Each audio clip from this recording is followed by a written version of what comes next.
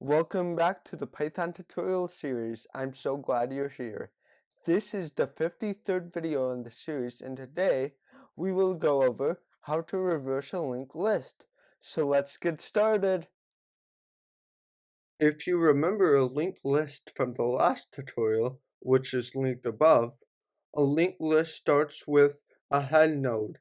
Then each node has a next node. For example, the head is 3 and 3's next node is 5. And you must go from the beginning to the end of the list.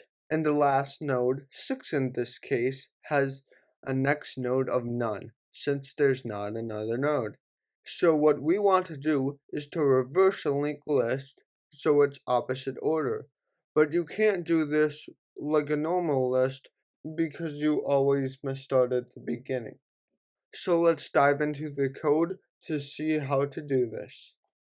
If you remember from the previous video, in order to create a linked list, we must create two classes. The first class, node, has one parameter, data, and the default is equal to none. The second class is linked list and has no parameters, but it references node, so self.head equals node. We currently have two functions, append and display. Append has one parameter, new data, and references the node class, and display just displays the linked list. And then down here I created a variable called myData and set that equal to linked list, then appended 4 numbers to the linked list, then I did myData.display. So now when I run this, this will give me back 4, 15, 30, 20, and none. And that's the linked list. Now we want to reverse the linked list. So I'll create a function called reverse, and it will have no parameters. And by the way, this is inside the linked list class. And then I'm going to create a variable called previous and set this equal to none. Then I'm going to say current is equal to self.head, the beginning of the linked list. Then I will start the while loop while current is not none. I'll say next is equal to current.next, the next node in the linked list.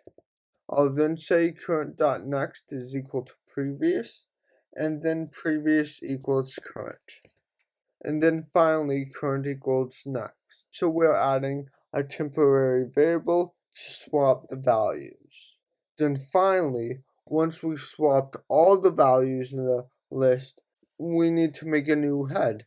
So we'll say self.head equals previous. And if we look back at this, we created a temporary variable called next and a temporary variable called previous. And we use those variables to swap all of the data. And then I'm going to say myData.reverse, so this will reverse all the elements in the linked list. And then finally, myData.display to display it. And then when I run it, it works.